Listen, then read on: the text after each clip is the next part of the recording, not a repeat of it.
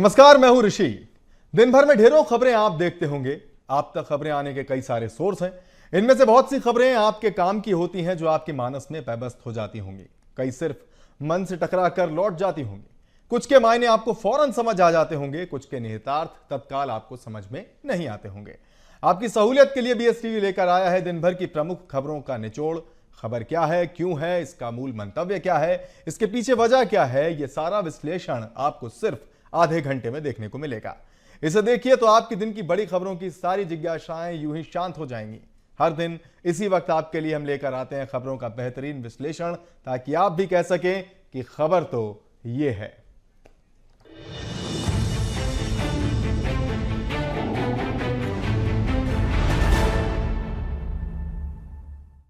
वैसे तो हम आमतौर पर इस आधे घंटे में अलग अलग खबरों का विश्लेषण करते हैं और उनके मायने आप तक पहुंचाते हैं, लेकिन आज का यह कार्यक्रम सिर्फ एक खबर के ही इर्द गिर्द है। हालांकि यह खबर भारत से कई हजार किलोमीटर दूर की है, लेकिन इसके मायने हर उस व्यक्ति से जुड़ते हैं जो टेक्नोलॉजी का थोड़ा बहुत इस्तेमाल करता है। लेबनान में एक बेहद चौंकाने वाली घटना हुई, जिसने एक ऐसी तकनीक को सुर्खियों में ला दिया है जिसके बारे में बहुत कम चर्चा होती है। 17 सितंबर 2024 दिन मंगलवार मामला कुछ यूं हुआ कि हिजबुल्लाह के सदस्यों और डॉक्टर्स की जेबों में रखे सैकड़ों पेजर्स एक साथ फट गए, जिससे कम से कम 9 लोगों की मौत हो गई और तकरीबन 3000 लोग घायल हो गए।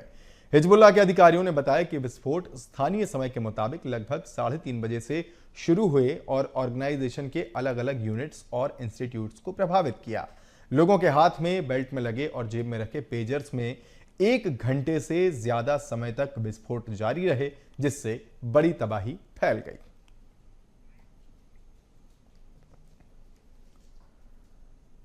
अब यह खबर तो लेबनान की है, लेकिन इस खबर के साथ यह सवाल भी उठने लगे हैं कि कहीं पेजर की तरह भी आपकी जेब में रखे मोबाइल फोन्स के साथ भी ऐसा कुछ तो नहीं हो सकता। हो सकता है कि आप में से कुछ दर्शकों को पहले तो यह ना पता हो कि पेजर क्या है और उसकी टेक्नोलॉजी क्या है। तो पहले हम आपको यह समझा देते हैं कि पेजर की टेक्नोलॉजी क्या है और फिर मोबाइल पर भी हम बात करेंगे। तो पेजर एक छोटा सा संचार उपकरण है जो 1990 के दशक में काफी इस्तेमाल किया जाता था और आज भी इसका इस्तेमाल होता है, खासकर उन इलाकों में जहां सुरक्षित संचार अहम है। लेबनान में सक्रिय आतंकवादी समूह हिजबुल्लाह पेजर का इस्तेमाल करता है, क्योंकि वो स्मार्टफोन जैसे आधुनिक संचार उपकरणों की तुलना में उन्हें कुछ फायदा पहुंचाते हैं। पेजर रेडियो फ्रीक्वेंसी का इस्तेमाल करते हैं, ना कि इंटरनेट या सेल्युलर नेटवर्क का। इससे पेजर को ट्रैक करना, हैक करना या इनकी निगरानी करना थोड़ा मुश्किल हो जाता है। रेडियो वेव्स के जरिए पेजर ऑपरेट होते हैं और यही इन्हें थोड़ा सा सिक्योर बना देता है। तो 1990 के दशक के अंत और 2000 के दशक की शुरुआत में प्री मोबाइल युग में पेजर का खूब इस्तेमाल देखने को मिला। ये विशेष रूप से उन व्यवसायों में लोकप्रिय थे जिनमें त्वरित विश्वसनीय संचार की आवश्यकता होती थी। पेजर का इस्तेमाल आमतौर पर डॉक्टर्स, नर्सेज और इमरजेंसी सर्विस के कर्मचारियों के द्वारा किया जाता था। तो पेजर का कवरेज क्षेत्र आमतौर पर शुरुआती मोबाइल फोन की तुलना में बड़ा होता है। वो फोन्स जो पहले इस्तेमाल हुआ करते थे स्मार्टफोन्स, उनकी तुलना में अब तो खैर काफी अपग्रेडेड स्मार्टफोन्स आ गए हैं, नेटवर्क काफी अपग्रेड हो चुका है, खासकर दूर दराज के इलाकों में जहां सेलुलर सिग्नल कमजोर हो सकते हैं और इसलिए ये विश्वसनीय होते हैं। ये कम से कम सुविधाओं वाले सरल इलेक्ट्रॉनिक सीधे साधे डिवाइस होते हैं, जिससे उन्हें इस्तेमाल करना आसान हो जाता है और तकनीकी समस्याओं का खतरा कम होता है। वन वे पेजर आमतौर पर ट्रेस नहीं होते हैं। वन वे पेजर का जिक्र मैंने यहां किया, लेकिन इसके अलावा भी पेजर और किस किस तरह के होते हैं वो भी हम आपको बताएंगे। फिलहाल वन वे पेजर जो हैं वो उन्हें ट्रेस नहीं किया जा सकता, क्योंकि इनके बेस स्टेशन पर कोई सिग्नल ट्रांसमिशन नहीं होता। और इस जरूरी विषय पर बात करने के लिए हमारे साथ साइबर एक्सपर्ट शोभित चतुर्वेदी जी जुड़ चुके हैं। सबसे पहले तो शोभित जी, आपका बहुत बहुत स्वागत है BSTV में। और हम दर्शकों के साथ बात अभी कर रहे थे और उन्हें बता रहे थे कि पेजर क्या है, कैसे इस्तेमाल होता है। ये उन दर्शकों के लिए जेनजी चल रहा है, तो बहुत सारे दर्शक शायद ना जानते हो पेजर क्या है और स्मार्टफोन की टेक्नोलॉजी किस तरह से अलग होती है पेजर से। तो पहला सवाल मेरा आपसे यही है कि टेक में बेसिक डिफरेंस क्या है जो हुआ लेबनान में? पेजर को ध्यान में रखते हुए क्या स्मार्टफोन्स के साथ ऐसा कुछ होने की संभावना या आशंका, माफ कीजिए, वो दिखती है आपको? देखिए, जो लेबनान में हुआ कि पेजर जो है वो ब्लास्ट हुए, एक्चुअली जो इन्वेस्टिगेशन हमने अभी नोटिस की पढ़ी है तो उसमें ये पता चला है कि उसके अंदर कहीं ना कहीं RDX का भी कुछ पार्ट इस्तेमाल किया गया है। और एक्चुअली एक प्री प्लान्ड एक इनका पूरा इनका एक तरीका था जिससे उनको ये परेशान कर सके और कहीं ना कहीं इसमें ब्लास्ट कर सके जी। और जैसे कि पेजर्स पे बीप आई, जैसे तो पूरा जो बताया गया है कि कैसे बीप्स आई, बीप आने के बाद कुछ देर बाद वो पेजर ब्लास्ट हो गया। ठीक। तो उसके अंदर आरडीएक्स कुछ ग्राम्स मिला भी है, पर अभी तक ऐसी कोई कंप्लीट पुष्टि नहीं हुई है। ये बताया गया है कि ऐसा हुआ है क्योंकि हंगरी या किसी दूसरी कंट्री का ये किया हुआ काम है जिसमें जहाँ से पेजर असेंबल करके बुलाए गए हैं जी। पर अभी इसकी कोई पुष्टि नहीं है। लेकिन अगर हम बात करें इस मामले में ही कि ऐसे क्या हमारे डिवाइसेस या ऐसा कुछ हो सकता है, तो होने की संभावना इसमें ज़्यादा है क्योंकि हमारी जो बैटरीज है मोबाइल की वो लिथियम बैटरीज होती हैं और ये कहीं ना कहीं ओवर हीटिंग से ब्लास्ट होती हैं। जी ठीक है। जो मैं आपसे अभी जो मेरा सवाल था शुरू में कि टेक कितना डिफरेंट है, पेजर का टेक जो है वो चूंकि थोड़ा पहले का है, अर्ली टेक वो है, स्मार्टफोन्स का टेक अपग्रेड हो गया है, तो इसमें कोई डिफरेंस है या ये दोनों लगभग एक जैसे ही काम करते हैं? देखिए, पेजर रेडियो फ्रिक्वेंसी पे काम करते हैं और जो मोबाइल है ये भी फ्रिक्वेंसीज पे काम करते हैं, बस इनके खुद के टॉवर्स और उनके खुद की अपने क्राइटेरिया होता है। हम बात करें पेजर्स की, तो पेजर्स के केवल रिसीव कर सकता है, वो सेंड नहीं कर सकते कोई भी मैसेजेस। और जो मोबाइल है उससे हम दोनों काम कर सकते हैं, ट्रांसमिट कर सकते हैं, रिसीव भी कर सकते हैं और सेंड भी कर सकते हैं। लेकिन पेजर्स जो होते हैं एक्चुअली वो वन साइडेड, जैसे आपने बताया कि वो वन साइड इसमें आपके पास है, तो सबसे मेन चीज़ है पेजर्स की कि पेजर्स वहाँ यूज़ होता है जहाँ पर फ्रिक्वेंसीज काम नहीं कर पाती हैं, जहाँ पर मोबाइल फ्रिक्वेंसीज काम नहीं करती हैं जी, वहाँ पर पेजर्स का इस्तेमाल होता है कि उसकी जो रेडियो फ्रिक्वेंसी वो काफ़ी लो नीचे चलती है और उसमें वो आराम से ट्रांसमिट किया जा सकता है। बात रही मोबाइल की, तो मोबाइल चलते हैं टॉवर, जैसे आप देखते हैं आपके पास सारे सिग्नल्स नहीं आ रहे, आप शायद कहीं ऊंचाई पे चले आए या आप कहीं ऐसी जगह हो जहाँ टॉवर्स नेटवर्क नहीं आ रहा है, तो आप वो जगह छोड़ते हैं। तो वो एक्चुअल एक चीज़ है, दोनों के अंदर एक डिफरेंस है कि दोनों के अंदर है कि उसके वो रेडियो फ्रिक्वेंसीज चलता है और ये भी RF फ्रिक्वेंसीज चलते हैं, बट इसके खुद के एक अपने नेटवर्क सिग्नल्स होते हैं। ओके। तो दो थ्योरीज जिनकी आप बात कर रहे थे कि एक तो हो सकता है कि आशंका इस बात की कि जो पेजर्स हैं उनमें पहले से ही एक्सप्लोजिव जो है उसको इनबिल्ट कर दिया गया हो और फिर वो बाद में एक साथ ब्लास्ट हुए। एक और सर थ्योरी चल रही थी कि चेन रिएक्शन किसी तरह का पॉसिबल हो सकता है। तो जो आप लिथियम आयन बैटरीज की बात कर रहे थे, क्या ये वो उसी से रिलेटेड है या ये चेन रिएक्शन कुछ अलग तरह का है? देखिए, हम बात करें पुराने मोबाइल्स की, जैसे हम नोकिया 3310 या हम और बात करें और पुराने जिसमें एंटीनाज होते थे, वो मोबाइल की हम बैटरीज की बात करें तो वो मोबाइल की बैटरीज आपने देखी होगी कि पहले वो बैटरीज काफ़ी फूल जाती थी क्योंकि ओवर चार्जिंग के कारण जी। एक्चुअल होता ये है कि जब कोई भी बैटरी, इवन आपकी कार की बैटरी अगर ओवर चार्ज होगी तो वो भी ब्लास्ट होगी क्योंकि केमिकल उसके अंदर होता है, ऑलरेडी उसके अंदर केमिकल है, सारी चीज़ें उसके अंदर है, बस उसको ओवर हीट होने के कारण वो ब्लास्ट हो जाएगी जी। आपने कई ऐसे देखे होंगे कि बच्चा खेल रहा था, ब्लास्ट हो गया, चार्ज करते करते गेम खेल रहे थे, मोबाइल ब्लास्ट हो गया, ये खबरें आती हैं है ना, मोबाइल जेब में रखा है, ब्लास्ट हो गया, रात में सोते समय कोई चार्ज पे लगा के सो गया तो मोबाइल ब्लास्ट हो गया, आग लग गई। तो एक्चुअल होता क्या है कि ये सेंसर्स होते हैं मोबाइल के अंदर चार्जिंग पॉइंट के पास में, जो कि चिप में होते हैं कि अगर वो जैसे फुल चार्ज होता है तो ऑटोमेटिकली वो डिस्कनेक्ट कर देता है कि उसके अंदर करंट ना जाए। ये आपके लैपटॉप्स में भी होता है, आपके कैमरेज में भी होता है, मतलब आपके जो वीडियो कैमरेज हैं, मोबाइल, जितने भी इलेक्ट्रॉनिक डिवाइस हैं जो बैटरी से ऑपरेट होते हैं, उसके अंदर एक लेवल तक चार्ज करता है, उसका जैसी वो फुल होती है बैटरी तो ऑटोमेटिकली वो सेंसर उसको मना कर देता है, तो ऑटोमेटिकली करंट को भेजना बंद कर देता है। ठीक। बट एक टाइम बाद जब कहीं दिक्कत आती है, परेशानी आती है और सेंसर्स खराब हो जाते हैं, मोबाइल गिर गया, कोई आपका ऐसा कंपोनेंट है जो गिर गया, हो सकता है वो सेंसर खराब हो गया, तो वो ओवर चार्ज करता है जी। और ओवर चार्ज करने के बाद बैटरी ब्लास्ट होती है। ओके, तो वो सेंसर जब काम करना बंद कर देता है, ये कोई टेक्निकल ग्लिच उसमें आता है तो वो ओवर हीटिंग जो है वो ब्लास्ट का कारण बन जाती है। ठीक है, अब हम इसको थोड़ा सा मास के लेवल पर देख लेते हैं। क्या इस बात की संभावना है कि एक बड़े मास लेवल पर एक साथ हैकिंग या किसी और जरिए से जो फोन्स हैं या किसी और इस तरह के डिवाइसेस हैं उन्हें टारगेट किया जा सकता है, या इस तरह का कभी कुछ हुआ हो? जहां तक मेरी जानकारी में तो नहीं है, मैं चाहूंगा कि अगर कुछ ऐसा हुआ हो तो दर्शक भी शायद उस बारे में जाने। देखिए, एक 2007 के आसपास एक एस्टोनिया करके एक कंट्री है जहां 2 रशियन हैकर्स ने पूरे देश को करीबन हफ्ते भर के लिए बंद कर दिया था, जिसको डीडॉस अटैक कहा गया था।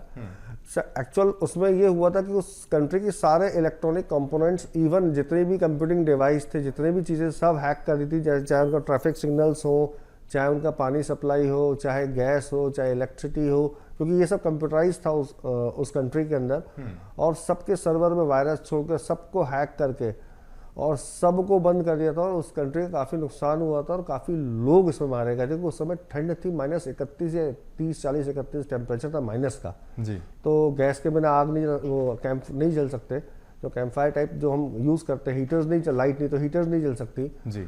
और ऐसे मौसम में लकड़ी आप लेने कहाँ जाएंगे, घर में आप अगर जलाते भी तो आपके पास, क्योंकि एक्चुअली फ्लैट्स में अगर लोग रह रहे हैं जी। कि जहाँ पर धुआं निकलने की व्यवस्था ना हो, तो ऐसे में काफ़ी लोग वहाँ काफ़ी लोगों ने अपनी जान गंवाई थी, और ऐसा एक ये बहुत बड़ा एग्जाम्पल था उस चीज़ का।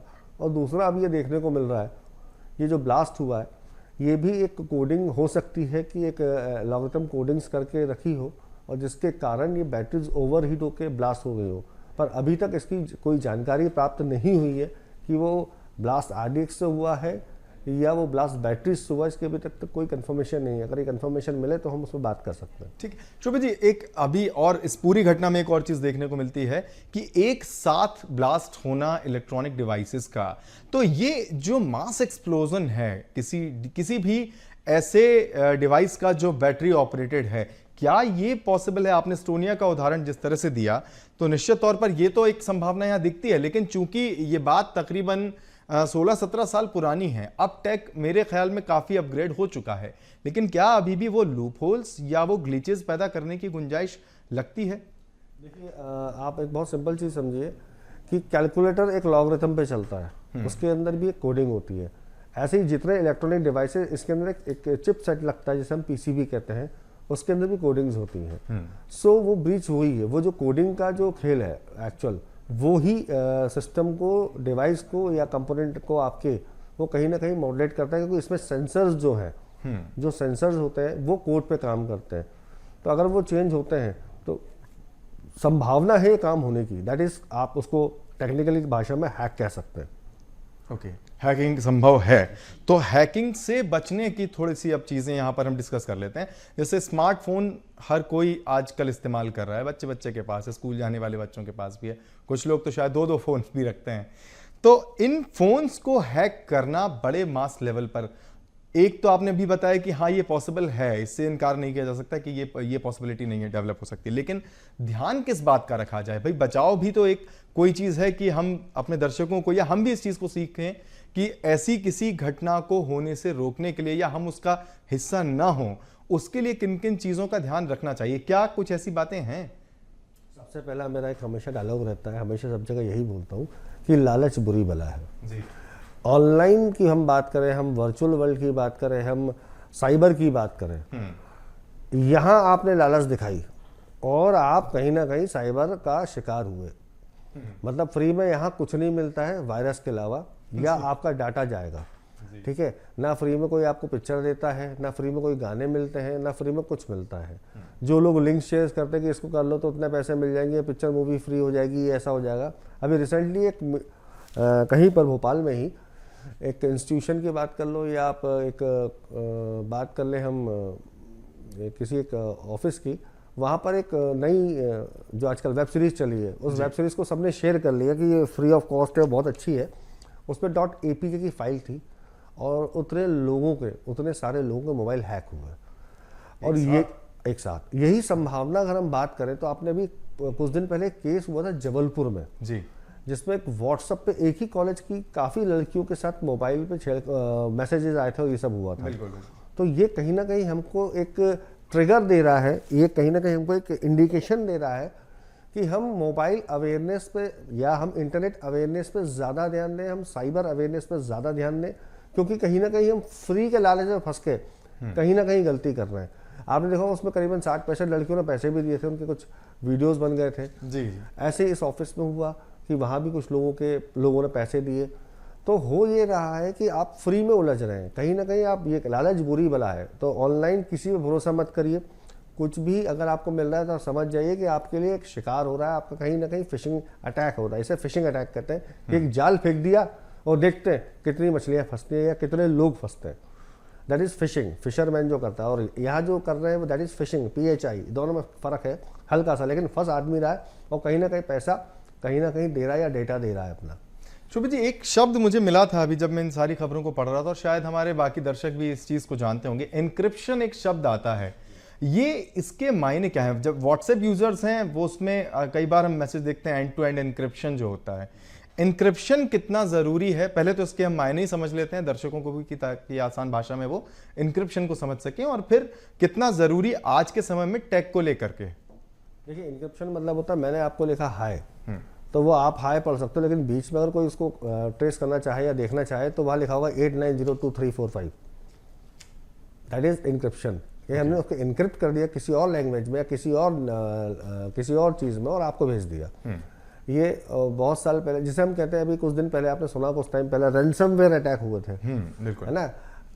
वाना क्राई 1 and 2 एक्चुअल यही हुआ था, आपके सिस्टम्स और इसको हैक नहीं किया गया था, एक्चुअल उसने इनक्रिप्ट कर दी थी फाइल्स को, एक्चुअल फाइल इनक्रिप्ट कर दी, जिसके कारण आपका डेटा कन्वर्ट हो गया। जब कन्वर्ट हो गया वो चाइनीज भाषा में आ गया या वो रशियन भाषा में चला गया, और उसकी डिक्रिप्ट जो थी, उसकी जो की थी वो उनके पास थी। तो that is ransomware, that is encryption. ये होता क्या, कैसे होता है?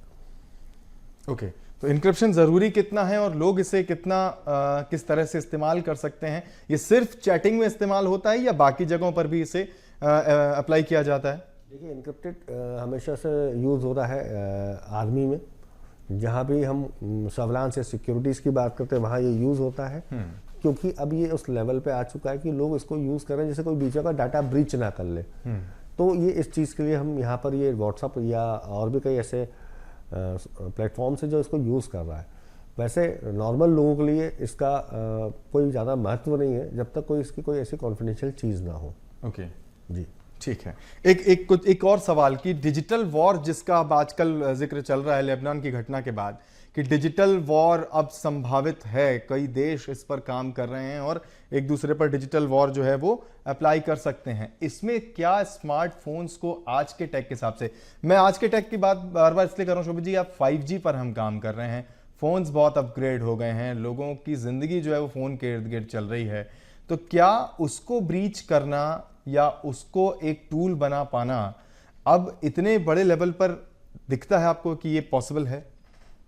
देखिए, बहुत सिंपल सी कहानी है। हम आपको बताएं, आपका एक मैसेज आ रहा होगा गवर्नमेंट ऑफ इंडिया का, बॉट फ्री करें अपने सिस्टम को, अपने मोबाइल को, अपनी चीज़ों को। काफ़ी टाइम से आप देख रहे हो बॉट फ्री करें, एक ऐप आती है उससे आप बॉट फ्री करें। बॉट एक शब्द बिल्कुल चलता है। बिल्कुल जी। एक्चुअल बॉट मतलब होता है कि मैं अगर जैसे सिस्टम मान के चलिए, मैंने आप सबको मेरे पास 250 लोग हैं, 250 लोग को मैंने एक मैसेज किया कि इसमें आप 10 लोग को भेजिए, इससे आपका दिन अच्छा रहेगा। लेकिन आप 10 लोगों को नहीं पता, जिनको मैंने स्टार्टिंग में भेजा था, कि वो 10 लोगों को जो मैंने भेजा तो उनका मोबाइल मेरे लिए बॉट बना लिया मैंने, कि इनक्रिप्टेड जिसे हम कहते हैं एल्गोरिथम लगा के। वो लिंक आपने पता नहीं कितनों को भेज दिया, कितनों को भेज दिया, और सारों के मोबाइल जो है बॉट बन गए। बॉट मतलब होता है कि मैं जो कमांड दूंगा वो बॉट आर्मी मेरे लिए काम करेगी। मैं आपके मान लीजिए 250 लोग को आपने अब मैंने शेयर कर लिया है, वो बॉट्स बन गए मेरे 250। तो 250 लोग को जब मैं एक साथ बोलूंगा कि भैया कि आप इस समय IRCTC की वेबसाइट पर एक साथ मैसेज लॉग इन करिए, तो वो इतने सारे लोग 250 लोग बिना आपकी परमिशन के, मतलब आपके मोबाइल ऑटोमेटिक उस वेबसाइट को लॉग इन करेंगे। That is bought. ये एक स्टार्टिंग है। रोबोट जो वर्ड जहां से निकल रही है, मेरे ख्याल में ये कुछ वैसे ही मिलता जुलता है। बॉट एक तैयारी है इस चीज की। सेम हम बात करें हमारी, तो हम आपको सिर्फ 4 या 5 टिप्स देंगे, उस टिप्स पे आप बिल्कुल ध्यान रखिए। आप अपने मोबाइल का जब उपयोग हो तभी इंटरनेट चालू करें, वरना बंद रखें। दूसरी चीज, रात को अक्सर लोग इंटरनेट चालू करके सोते हैं, बंद करके सोएं। तीसरी चीज, रात में कभी मोबाइल चार्ज ना करें। चौथी चीज, सबसे जरूरी चीज, किसी भी लिंक या किसी भी ये 10 लोग को शेयर करें तो आपका भला होगा, ये फ्री में आप पिक्चर देख रहे हो, ये सब चीजें बिल्कुल ना करें। चौथी और 5वीं और आखिरी चीज, कि अपने फ्रंट कैमरा पे हमेशा एक बिंदी लगा कर रखें, क्योंकि आप देख रहे हो सेक्सटॉर्शन बहुत इस समय चल रहा है, जिसमें आप देख रहे हैं कई वीडियो बन जाते हैं, कई फोटो लोगों क्लिक हो जाते हैं। अगर आप अपने फ्रंट कैमरे में एक बिंदी लगा कर रखेंगे तो आपका फ्रंट कैमरा कवर रहेगा, और कोई तरीका नहीं कवर होने का, क्योंकि अगर आप कवर लगाते भी है तो फ्रंट कैमरा लोग ओपन रखते हैं, तो उससे आप बचे रहेंगे। और सबसे मेन चीज़ है कि आप अपने फ़ोन को हमेशा एक एंटीवायरस रखें, और अपने फ़ोन को हमेशा जितने भी आपके सोशल मीडिया अकाउंट्स हैं उसको 2 वे ऑथेंटिकेशन पे चालू करके रखें, कि आपके पासवर्ड सिक्योर और OTP आने पर ही चालू कर सकें किसी और डिवाइस पे। तो इन सब चीज़ों से आप बचे रहेंगे और कोशिश करें कि आपको पता होगा कि मोबाइल से रेडिएशंस बहुत ज़्यादा होते हैं जी। तो उसको सोते समय रात को अपने से दूर रखें, ऊपर की जेब में ना रखें। ये सब अगर आप करते हैं तो आप कहीं ना कहीं बचे रहेंगे इन सब चीज़ों से, एक तो साइबर क्राइम से, दूसरे अपने हेल्थ से, और तीसरे अगर ऐसा कुछ अटैक होता है या आपका कोई फ़ोन ब्लास्ट होता है या ऐसी कोई बैटरी आपकी गर्म होकर ओवरहीट होकर ब्लास्ट होती है, और अपने फ़ोन की बैटरी का ध्यान रखें कहीं वो फुली हुई तो नहीं है, तो इन सब चीज़ों से आप बचेंगे निश्चित तौर पर। तो और इसीलिए इसी बात पर हमारा कार्यक्रम था कि आपका फ़ोन कितना खतरनाक है, और लेबनान की घटना जो हुई उसके बाद से ये चर्चा जो चल रही है, उस चर्चा को देखते हुए किन किन बातों का ख्याल आपको रखना चाहिए। मेरे ख्याल में वो सारी बातें इस पूरे कार्यक्रम में जो है वो समाहित हो चुकी होंगी। शोभित जी, बहुत बहुत शुक्रिया आपका हमसे जुड़ने के लिए और इस बेशकीमती जानकारी को हमारे साथ और दर्शकों तक साझा करने के लिए भी। बहरहाल आज इस कार्यक्रम में फिलहाल इतना ही। मुझे दीजिए इजाजत, अपना ख्याल रखिए और ताज़ा खबरों के लिए बने रहिए BSTV के साथ। नमस्कार।